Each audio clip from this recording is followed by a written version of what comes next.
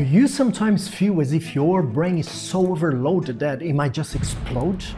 Busy mind, monkey mind, hyperactive mind, whatever you call it, it becomes unbearable sometimes. But why? In this episode, I'll share with you the pressure cooker analogy and my favorite tools to slow the mind down.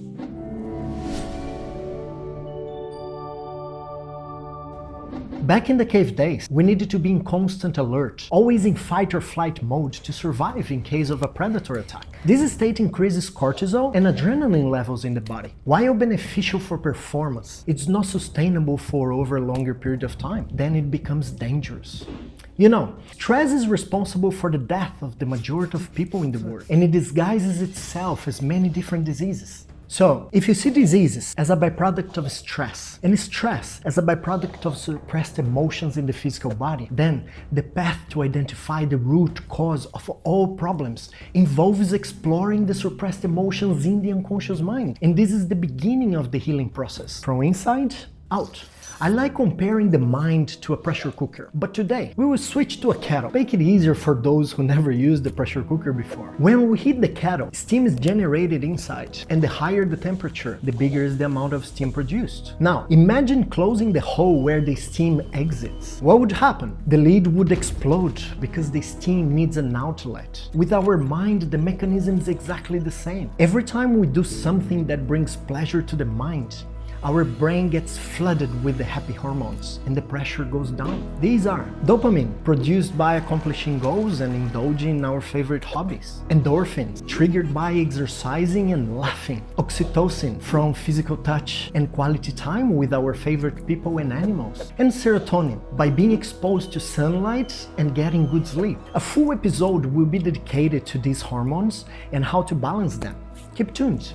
As these hormones flood the brain, they release the mind's pressure, making us feel good. However, this is only for a short period of time because the fire is still burning non-stop, generating constantly more and more steam. To compensate this pressure, we often find ourselves needing to do more, leading to the creation of addictions. So, how can we change that? While the answer might seem straightforward, its implementation is far from simple. We just dim the fire. By doing so, it stops generating an unsustainable amount of heat and consequently less pressure. This is easier said than done. The fire in our mind is hidden in the unconscious mind, and in my opinion is a combination of all the family patterns we carry in our DNA from our ancestors, the conditionings received from society we grew up in, and the negative experiences we've had in life. In other words, trauma, which starts from as early as when we were in our mother's womb.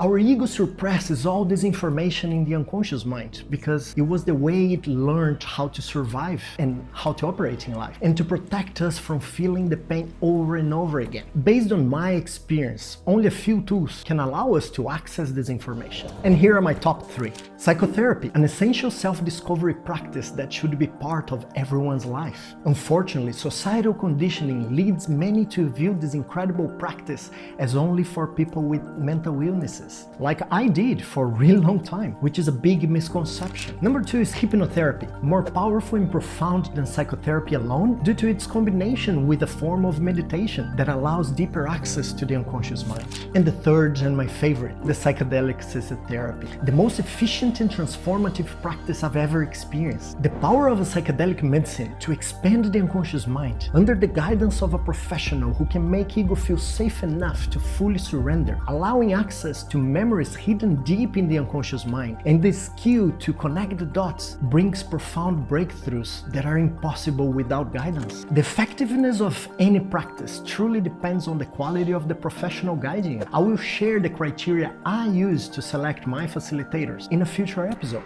But for now, let's come back to the pressure cooker analogy. By bringing information from the unconscious mind to the conscious mind, we can begin to rewire patterns and conditionings and healing the negative experiences. This strategy I've been using to truly understand myself, choosing to change everything I decided no longer serves me anymore, instead of blindly following what was imposed to me all my life. While this strategy may sound straightforward, the ego self-defense mechanisms add complexity to this process. So the more you get to know your ego, the easier the process becomes, and faster you can quiet your mind.